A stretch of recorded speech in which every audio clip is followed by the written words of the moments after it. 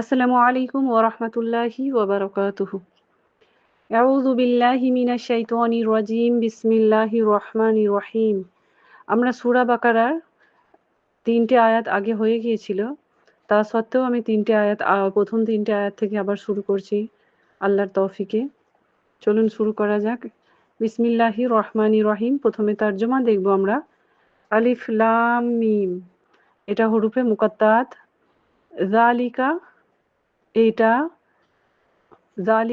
জালিকাল কিতাবু এটা ওই কিতাব, লা নয়, রয়বা কোনো সন্দেহ, ফিহি এর মধ্যে, হুদান হিদায়াত আছে, লিল মুত্তাকিন মুত্তাকিনদের জন্যে, আল্লাযিনা ওরা যারা, ইউমিনুনা ঈমান এনেছে, বিল গায়বি গায়েবের ওপর, ওয়ায়ুকিমুনাস সালাতা ওয়ায়ুকিমুনা और ওরা কায়েম করেছে সলাতা নামাজ, ওয়া মিম্মা আর ওর থেকে ওর ওপরে, রাযাকনাহুম ওর মধ্যে থেকে, রাযাকনাহুম আমি যেটা রিজিক দিয়েছি সেখান থেকে ওদেরকে, ইউনফিকুন ওরা খরচ করে। এখানে ৩টে আয়াতের আমরা তর্জমা বলে দিয়েছি। প্রথম আয়াতটা হচ্ছে হরফে মুকাত্তাত, দ্বিতীয় আয়াতে হচ্ছে এটা হচ্ছে ওই কিতাব, যেই কিতাব যার মধ্যে হিদায়াত আছে মুত্তাকিদের জন্যে। আল্লাযীনা ইউমিনুনা বিল গায়বি ওয়া ইউকিমুনাস সালাতা ওয়া মিম্মা রাযাকনাহুম ইউনফিকুন ওরা যারা ঈমান এনেছে গায়েবের ওপর আর নামাজ কায়েম করেছে আর ওর মধ্যে থেকে খরচ করেছে যেটা আমি ওদেরকে রিজিক দিয়েছিলাম। এটা হয়ে গেল ৩টে আয়াতের তর্জমা। ওয়াল্লাযীনা আর ওরা যারা, ইউমিনুনা ঈমান আনে, বিমা ওর উপরে যেটা, উনজিলা নাজিল করা হয়েছিল, ইলাইকা তাদের ওপরে, ওয়ামা আর যেটা, উনজিলা নাজিল করা হয়েছিল, মে কবলিকা ওর আগে, ওয়াবিল আখিরাতি और আখিরাতের ওপরে, হুম ওরা, ইউমিনুন ওরা বা ওনারা, ইউমিনুন ওরা ইয়াকিন রাখে। এর রানিং ট্রান্সলেশন হচ্ছে, ওরা যারা ঈমান এনেছিল ওর ওপরে যেটা নাজিল করা হয়েছিল ওদের ওপর, আর ওর আগে যাদের ওপর নাজিল করা হয়েছিল সেই সমস্ত কিতাবের ওপর আর আখিরাতের ওপর যারা বিশ্বাস করে, ইয়াকিন রাখে মানে বিশ্বাস করে। উলাইকা এরা ওই লোকেরা, আলা ওপরে, হুদা হিদায়াত, মির রব্বিহিম নিজের রবের তরফ থেকে, ওয়া আর, উলাইকা আর এই লোকেরাই, হুমু ও, মুফলিহুন আল মুফলিহুন ফলা পাবে মানে সাকসেস হবে বা কামিয়াব হবে বা সফলতা প্রাপ্ত। তো এবার আমরা দেখি রানিং ট্রান্সলেশন কি আছে। এরা ওই লোকেরা যাদের উপরে হিদায়াত এসেছিল নিজের রবের ওপর থেকে, আর এরা ওই লোকেরাই তারা যারা সফল হবে, সফলকামী লোক। ইন্নাল্লাযীনা নিশ্চয় ওরা যারা, কাফারু কুফর করেছে মানে অস্বীকার করেছে, সাওয়াউন একরকম, আলাইহিম ওদের উপর, আনজারতাহুম তুমি ওদেরকে ভয় খাওয়াও আর না খাওয়াও ওদের কাছে, আম ইয়া লাম না, তুনজিরু ভয় খাওয়াও, লা ইউমিনুন ওরা ঈমান আনবে না। এই হয়ে গেল 6টা আয়াতের তর্জমা। লাস্টের আয়াত হচ্ছে, নিশ্চয় ওই সমস্ত লোকেরা যারা অস্বীকার করেছে, অস্বীকারী, তারা বরাবর নয় যাদেরকে তুমি ভয় খাওয়াও আর না খাওয়াও ওদের কাছে দুটোই সেম, মানে ভয় খাওয়াও আর না খাওয়াও ওরা ঈমান আনবে না, কোনোদিনই ওরা ঈমান আনবে না। এবার আমরা দেখব এর তাফসীর কি আছে। আল্লাহর তৌফিকে এই পর্যন্ত আমাদের আজকে তর্জমা হলো। এবার তাফসীরটা শর্ট ফর্মে দিচ্ছি, কেন কি বেশি বড় করে দিলে আপনাদের লিখতে, শুনতে বা পড়তে হয়তো বার্ডেন মনে করবেন, সেটা দেখা যাক এবার। হুরুফে মুকাত্তাতটা কি? হুরুফে মুকাত্তাতটা আমাদেরকে জানা দরকার আগে। তো আমাদের কোরআনে কারিমের মধ্যে কিছু সূরা আছে যেগুলোর সূরার প্রথমেই আমরা দেখব যে শুধু হরফ দেওয়া আছে, তার উপরে মাদের চিহ্ন দেওয়া আছে। তো এগুলো হচ্ছে হুরুফে মুকাত্তাত বলা হয়। তো এই হুরুফে মুকাত্তাত মানে এগুলোকে হচ্ছে কেটে কেটে পড়া, কাত্তা কাত্তা মানে কাটকে পড়া, কেটে কেটে পড়ার, সেই জন্য হুরুফে মুকত্তাআত বলা হয় এগুলোকে। আর এগুলোর কোনো মিনিং হয় না, বা নবী সাল্লাল্লাহু আলাইহি ওয়াসাল্লামও এর কোনো মানে বলে দিয়ে যাননি বা মানে বুঝিয়ে দিয়ে যাননি, আর না সাহাবীরা এর কোনো মানে বের করেছে। তো কুরতুবী রাহিমাহুল্লাহ আলাইহি রাহমাতুল্লাহ আলাইহি উনি বলেছেন যে হযরত আবু বকর সিদ্দিকী, হযরত উমর, হযরত উসমান, হযরত আলী, হযরত ইবনে মাসউদ রাদিয়াল্লাহু আনহু ইনারা এর মানে নকল করে বলেছে যে আল্লাহ সুবহানাহু ওয়া তাআলা এর সম্বন্ধে সবথেকে ভালো জানেন, আর এর তাফসীর আমরা আখিরাতে আমরা জানতে পারবো। এর সম্বন্ধে ওনারাও কোনো তাফসীর আমাদেরকে বলে যাননি বা শিখিয়ে যাননি। এর আরেকটা জিনিস হচ্ছে যে এর মতলব যে এর মিনিংটা যেটা, এটা হচ্ছে ভেঙে ভেঙে যে পড়া। তো ২৯টা সূরা আছে এর মধ্যে। ২৯টা সূরার মধ্যে এই হুরুফে মুকাত্তাআত পাওয়া যায়। আর এটার কারণ এটা ওই সময় যে আরবের পৃষ্ঠভূমিতে যখন এই শের ও শায়ারি মানে কবিতা, ছন্দ এইসবের খুব জমানা ছিল, রিওয়াজ ছিল। তো ওই সময়কার লোকেদেরকে জবাব দিবার জন্য আল্লাহ সুবহানাহু ওয়া তাআলা এই হরফে মুকাত্তাআত দিয়েছিলেন সূরার আগে। ১ম এ কেন কি নবী সাল্লাল্লাহু আলাইহি ওয়াসাল্লাম উনি তো অর্থর কোনো শব্দর কোনো মানে হরফের কোনো জ্ঞান ছিল না। ওই যখন কুরআন নাজিল হয়েছিল, তো উনি যখন এই হরফ সম্বন্ধে যখন পড়বেন বা বলবেন মানুষকে, দাওয়াত দেবেন, তো সবাইকার কাছে যেন এটা ইহুদিদের কাছে, খাস করে ইহুদিরা ছিল অনেক মানে এখনো আছে যেটা, ওরা জ্ঞানী তো আছে কিন্তু দুসরার ভুল ধরবে, ওরা নিজেরা সহি সেটাকে যাচাই করতে চায়, বলতে চায়, সবাইকে জাতাতে চায়। তো ওরা যে এক্সপার্ট ছিল, সেই এক্সপার্টরা বুঝে নেওয়া দরকার যে যে মানুষটা কোনোদিন অক্ষর জ্ঞান কারো কাছে শেখেনি, অক্ষর জ্ঞান অর্জন করেনি, তো সেই মানুষটা হুরুফ এগুলো কোথা থেকে বলছে, কিভাবে বলছে। উনি তো কোনো হুরুফ জ্ঞান কারো কাছ থেকে নেননি। নিশ্চয়ই এটা আল্লাহরই কালাম বা উনি আল্লাহর নবী, তার প্রমাণ করবার জন্য আল্লাহ সুবহানাহু ওয়া তাআলা এইভাবে প্রথমে হুরুফে মুকাত্তাআত দিয়ে সূরাগুলো শুরু করেছেন। এবার এর সংখ্যা কখনো ২টো আছে, কখনো ৩টে আছে, কখনো ১টাও আছে কোনো কোনো সূরার আগে, আবার কখনো ৫টাও আছে। তো এক্সপার্ট যারা, তারা এইটা নিয়ে আর কি, আরবের যারা এক্সপার্ট ছিল যে কবিতা করার বা শায়েরি যেটাকে বলে শায়েরি, তো তারা এইগুলো আর কি তাদের চ্যালেঞ্জের সঙ্গে নবী সাল্লাল্লাহু আলাইহি সাল্লাম বলতে পেরেছিলেন, বা ওই সময় একটা ওদের জন্য চ্যালেঞ্জ ছিল যে কিভাবে এর ডেফিনেশনটা কি এটা বের করব, এটার কিভাবে ব্যাখ্যা বের করব আমরা। তো ২৮টা মাক্কি সূরার মধ্যে আছে এটা এই হুরুফে মুকাত্তাআত, আর একটা সূরা বাকারা যেটা মাদানী সূরা, তার মধ্যে আছে। তো ইয়াকিন, ঈমান এই সমস্তগুলো বাড়ানোর জন্যে আল্লাহ সুবহানাহু ওয়া তাআলা এই হুরুফে মুকাত্তাআত দিয়ে শুরু করেছে। এবার আমরা দেখব যে এই সূরার মধ্যে প্রথম দ্বিতীয় আয়াতে যেটা আছে, যালিকাল কিতাবু লা রাইবা ফি। তো যালিকা মানে হচ্ছে ওই কিতাব। ওই কিতাব কেন বলা হয়েছে? এখানে ওই কিতাব বলার মানে যেটা আগে মনে হয় দূরে কোনো জিনিস, দূরের জিনিসটাকে ইশারা করবার জন্য আরবিতে যালিকা বলা হয়। তো এটা ওই কিতাব, সেই কিতাব। তো সেই মানে এখানে নিশ্চয়ই এই কোরআনে কারীমের কথা আগে কোথাও বলা হয়েছে, আর না হলে এর জিকির কোথাও আছে বা কোথাও রাখা আছে, সেই জন্য দূর হিসেবে এটাকে চিহ্নিত করে বলা হয়েছে। তো এটা এই কারণে কেন কি তৌরাত, ইনজিল ওর মধ্যেও আল্লাহর কালাম এই কোরআনের কথা বলা হয়েছে। বলা হয়েছে, আর সেই কিতাবটা যখন ওই কিতাবের মধ্যে জিকির আছে, সেই কিতাবটাই হচ্ছে এটা সেই কিতাব। তো তোমরা এর উপরে কোনো সন্দেহ করো না। লা রাইবা ফি।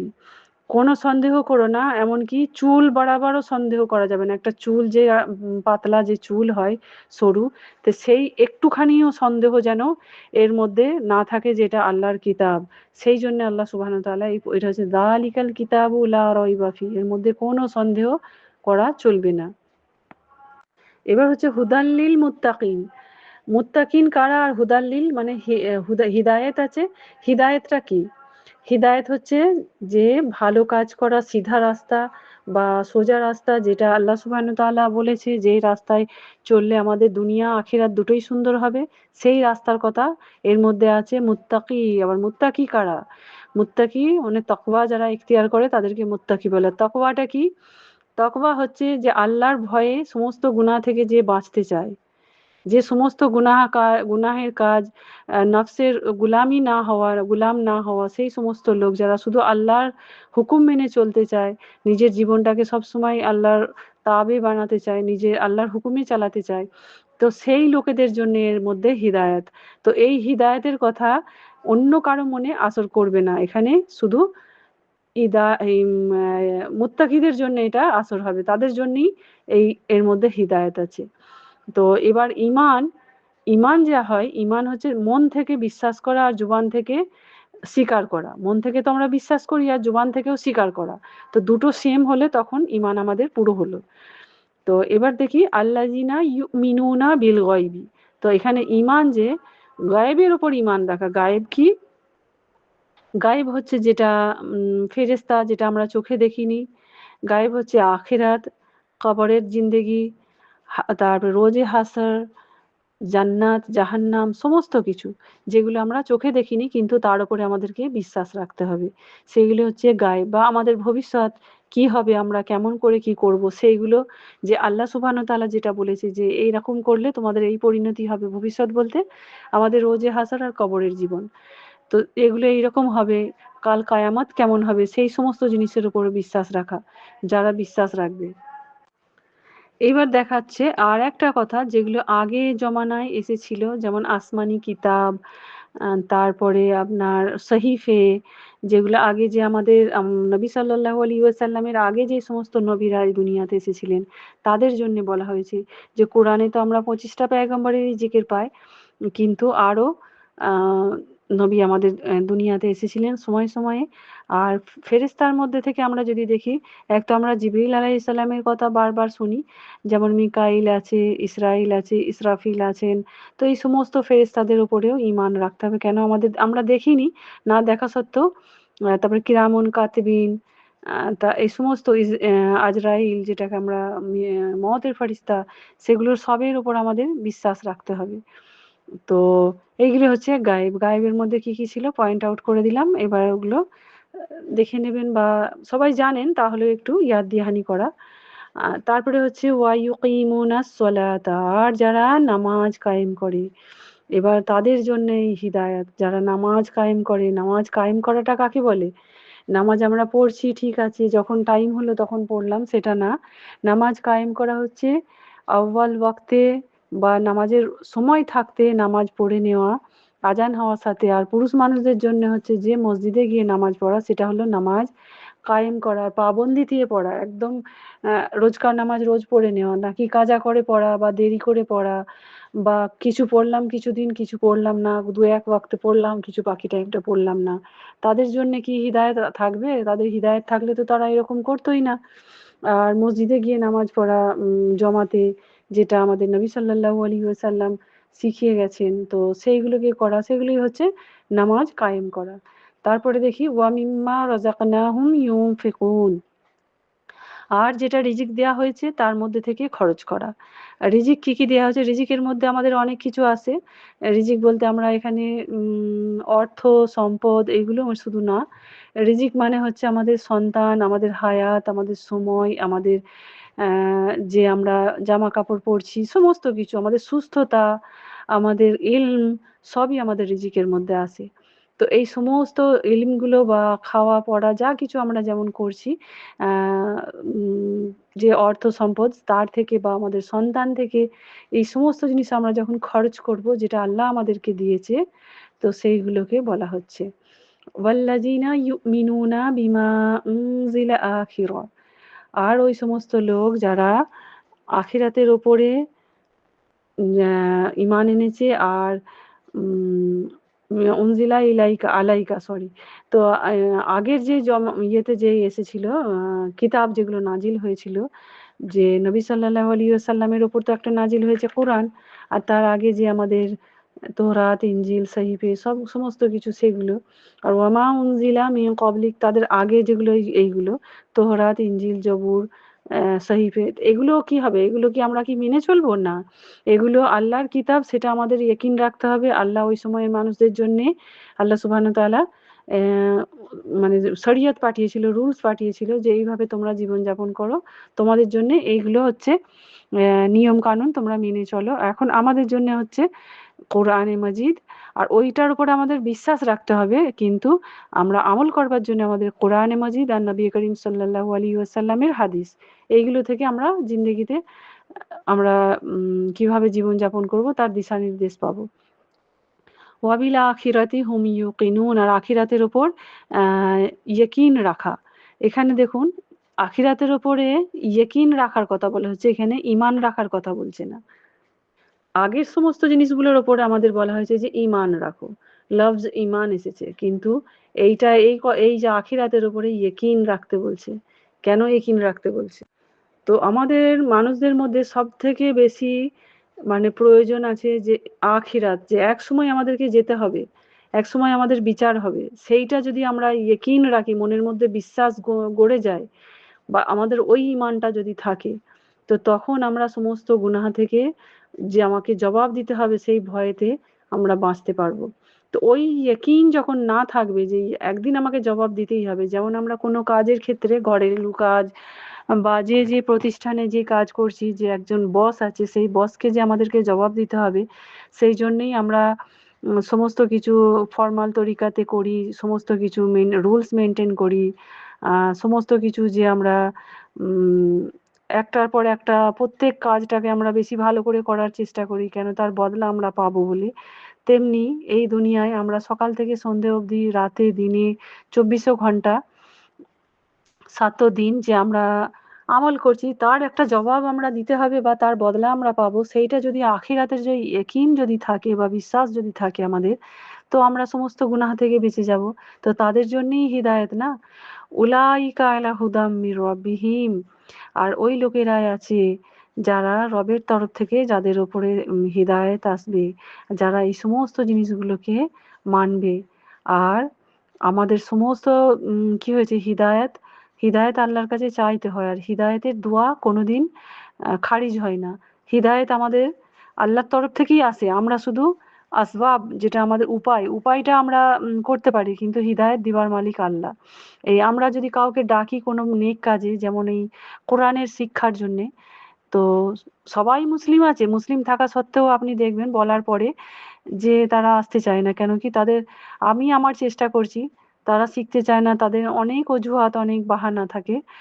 তো ওইসব বাহানা, তাদেরকে আল্লাহ সুবহানাহু ওয়া তাআলা যতক্ষণ না হিদায়াত দেবে ততক্ষণ তারা নেক কাজ, ভালো কাজের দিকে আসবে না। তো এই হচ্ছে আল্লাহর তরফ থেকে হিদায়াত, হুদাম মির রাব্বিহিম।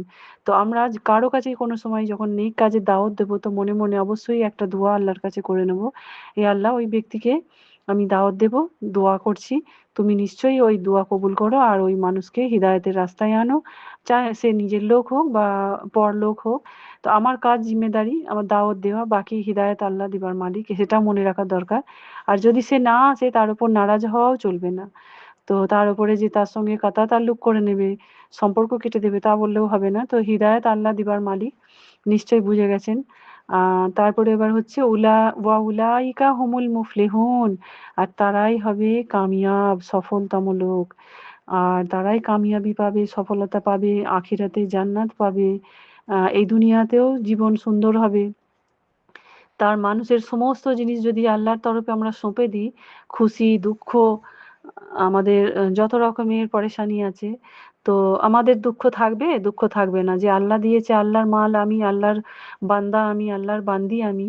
তো আল্লাহ যেটা মর্জি আমাকে যেমন হালে রাখবে, হ্যাঁ কষ্ট একটু হবে, চোখের পানিও আসবে, কিন্তু যদি আল্লাহর দিকে আমরা সঁপে দিই, তো তখন আমাদের কষ্টের ভারটা কম হয়ে যায়, আমাদের মনের দুঃখটা। আর খুশি যখন হয়, যেটা আমার আল্লাহ দিয়েছে, তো এই খুশিটাতে আমরা কোনো গুনাহ করব না, এটা আমার কিছু নয়, আমার কামানো কিছু নয়, আমি কামাতে পারবো না, আমার ক্ষমতায় নেই, আল্লাহ যদি আমায় না দেয় সেটা আমার হবে না। এই যে খুশির দিন আজকে দেখাচ্ছে, আল্লাহ দেখাচ্ছে, যখন এই ধারণাটা মনের মধ্যে হবে, তো এই খুশিটা এক্সট্রা না হয়ে গিয়ে, ওভার না হয়ে গিয়ে আমরা গুনাহ যেন না করে ফেলি, সেটাও আমাদেরকে খেয়াল থাকবে তখন। তো এইটুকু আমাদের ধ্যান রাখা দরকার। আর আমাদের মনে রাখতে হবে যে আখিরাতের ওপর ইয়কিন রাখাটাই হচ্ছে আমাদের সবথেকে চূড়ান্ততম সিঁড়ি। সিঁড়ি বলতে কি? জান্নাতে যাবার রাস্তা। সিঁড়ি বলতে স্টেয়ার্স, যেটাকে ইংলিশে বলা হয়। মুকাত্তাত, হুরুফে মুকাত্তাতরাও আমরা ভালো করে জেনে নিলাম। আর এই যে জান্নাতের উপর, জাহান্নামের উপর ইয়কিন রাখা, বিশ্বাস রাখা, আখিরাতের উপর বিশ্বাস রাখা, কেউ আমাকে দেখছে, আল্লাহ সুবহানাহু ওয়া তাআলা আমাদেরকে যে দেখছে, সেটা সব সময় আল্লাহ ইজ ওয়াচিং মি যদি আমরা সব সময় মনে রাখি যে কেউ আমাকে দেখছে, আমার খবর রাখছে, তো সব সময় আমরা গুনাহ থেকে বেঁচে থাকবো, বা গুনাহ হয়ে গেলেও আমরা সঙ্গে সঙ্গে তওবা করার আমাদের একটা তৌফিক থাকবে যে হ্যাঁ আমাকে তওবা করতে হবে, আমি ভুল করে ফেলেছি, আমার মালিক আমার রব আমাকে দেখছে, তো আমার রবের কাছ থেকে আমাকে মাপ চাইতে হবে। আর সেটা করতে গেলে আমাদের মনের মধ্যে নরমি রাখতে হবে, ভয় রাখতে হবে। এই যে ৫টা আয়াত হয়ে গেল, আমরা এই ৫টা আয়াতের মধ্যে প্রথমে কি হয়েছে, মুত্তাকিদের সম্বন্ধে আল্লাহ সুবহানাহু ওয়া তাআলা বয়ান করেছে। ৬ আর ৭ নম্বর ৬ নম্বর আজকে ৬ নম্বর আয়াতটা অবধি করে দিচ্ছি। তো ৬ নম্বর আর ৭ নম্বর আয়াতের মধ্যে যারা অস্বীকার করেছে, কুফর করেছে, তাদের কথা বলা হয়েছে। তাদের কথার মধ্যে দেখি এখানে ৪টে গ্রুপের কথা বলা হয়েছে প্রথমের এই আয়াতগুলোতে। একটা হচ্ছে মুত্তাকি, যেটা আমরা আগে পড়ে নিলাম এখনই। এরপরে আসছে কাফির, তারপরে হবে মুনাফিক, তারপরে হচ্ছে মুশরিক বা ফাসিক লোক। তো আজকে আমি এই কাফিরদের সম্বন্ধে এই একটা আয়াত পড়ে দিচ্ছি, বাকি তর্জমা বা তর্জমা তো করে দিয়েছি, তাফসিরটা দেখছি।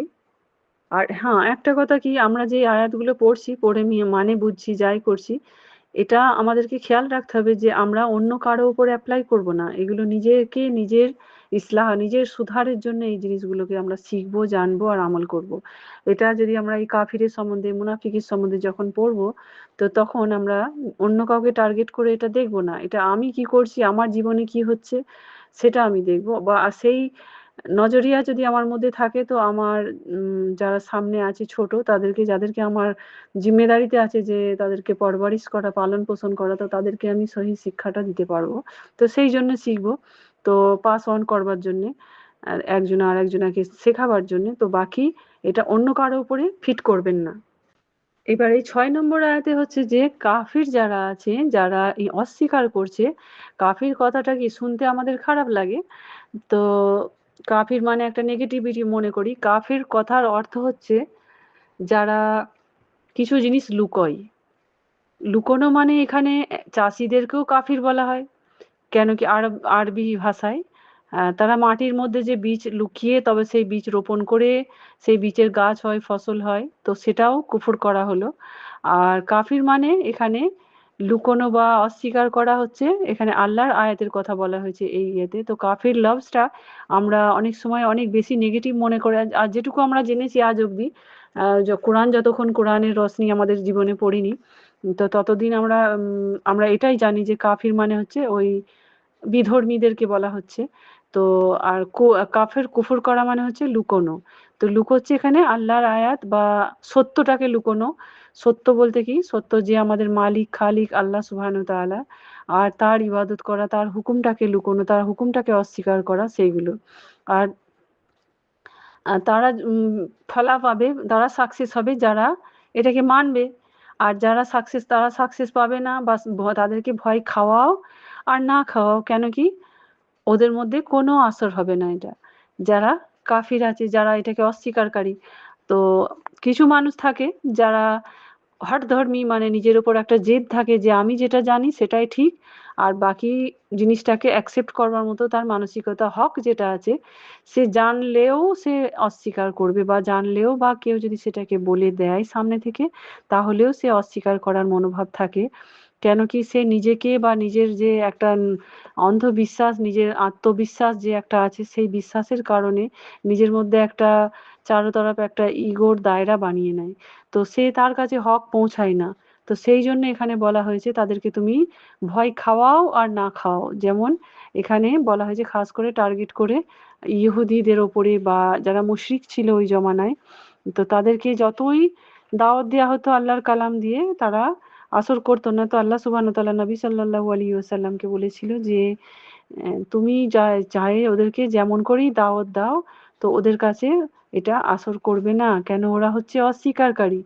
তো এখানে আনজার, আনজার মানে হচ্ছে ভয় খাওয়ানো। আনজার, আনজার তাহুম ওয়া আমলাম তুনজিরহুম। তুনজিরহুম মানে তাদেরকে ভয় খাওয়াও আর না খাওয়াও। তো আনজার যে ভয়, একটা ভয়ের যে কথাটা, এই লাভসটা একটা খাস ভয়। ভয় অনেক রকমের ভয় হয়। একটা হচ্ছে যে এটা আপনার যে পরিণাম হবে, সেই পরিণাম আখিরাতের যে পরিণাম সেই সম্বন্ধে একটা শুনিয়ে ভয় খাওয়ানো কাউকে। আর একটা কোনো জিনিস হচ্ছে দেখে ভয় খাওয়া। আর যেমন এর জন্য আলাদা আলাদা ভয়ের যে আমরা যে ভয় বলতে বাংলায় শুধু একটা হচ্ছে সন্ত্রাস, ভয়, তারপরে হচ্ছে আতঙ্ক, এইগুলো যেমন আমরা ব্যবহার করি, তো ভয় জিনিসটাকে বোঝানোর জন্য, তেমনি আরবিতেও অনেক ভয়ের লফজ আছে, রহাব, আনজার, তারপরে আরো আছে, আমরা পরে পরে দেখব। তো এখনই সবগুলো বলে দিলে আপনারা এখন শুরু শুরু শিখছেন, কনফিউজ হয়ে যাবেন বা অনেক লম্বা অডিও হয়ে যাবে। তো চলুন আজকে এই পর্যন্তই থাক। তো যাদেরকে ভয় খাওয়ায়, ভয় খাওয়ানো পুরনো কথা, কথা বলে পরিণামের কথা বলে ভয় খাওয়াও, আর যা করো তুমি তাদের মধ্যে কোনো আসর আসর হবে না, তারা ঈমান আনবে না কার উপরে? আল্লাহ সুবহানাহু ওয়া তাআলার উপর, আর যে আখিরি নবী আমাদের নবী সাল্লাল্লাহু আলাইহি ওয়াসাল্লাম এসেছিলেন তার উপরে। তো এই ছিল আজকের তাফসীর। তো ইনশাআল্লাহ বুঝে নেবেন। আর কিছু বুঝতে অসুবিধা হলে অবশ্যই মেসেজ করতে পারেন আর কমেন্ট করবেন, এখানে ইউটিউবে কমেন্ট করবেন ইনশাআল্লাহ। আল্লাহ সুবহানাহু ওয়া তাআলা সবার জন্য সহজ করে দিক। এই পর্যন্তই। সুবহানাকাল্লাহুম্মা ওয়া বিহামদিকা আশহাদু আল্লা ইলাহা ইল্লা আনতা নাস্তাগফিরুকা ওয়া আতুবু ইলাইক। আসসালামু আলাইকুম ওয়া রাহমাতুল্লাহি ওয়া বারাকাতুহু। আল্লাহুম্মা সাল্লি আলা মুহাম্মাদি ওয়া আলা আলি মুহাম্মাদিন ওয়া বারিক ওয়া সাল্লিম।